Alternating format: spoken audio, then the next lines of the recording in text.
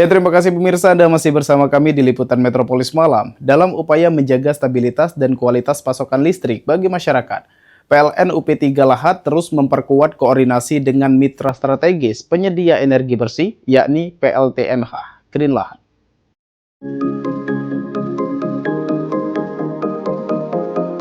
Sebagai mitra independen power producer, PLTMH Green Lahat memiliki kapasitas terpasang sebesar 3 kali 3,3 MW yang berperan penting dalam menyuplai energi ke sistem kelistrikan wilayah Kabupaten Lahat dan sekitarnya. Pemanfaatan potensi energi baru terbarukan dari aliran air menjadi salah satu pilar dalam menjaga bauran energi yang berkelanjutan sekaligus membantu menstabilkan tegangan pada titik-titik beban pelanggan. Manajer PLN UP3 Lahat Agus Priyanto menegaskan bahwa kolaborasi yang erat dengan mitra pembangkit merupakan bagian dari strategi PLN dalam memastikan layanan listrik yang andal dan berkualitas. Sementara itu, Plant Manager PLTMH Green Lahat Kastiono menyampaikan bahwa operasional pembangkit dijalankan dengan standar teknis yang ketat guna menjamin kontinuitas pasokan energi. Dalam pertemuan koordinasi tersebut, kedua pihak juga membahas sejumlah langkah strategis, antara lain sinkronisasi jadwal pemeliharaan pembangkit dan jaringan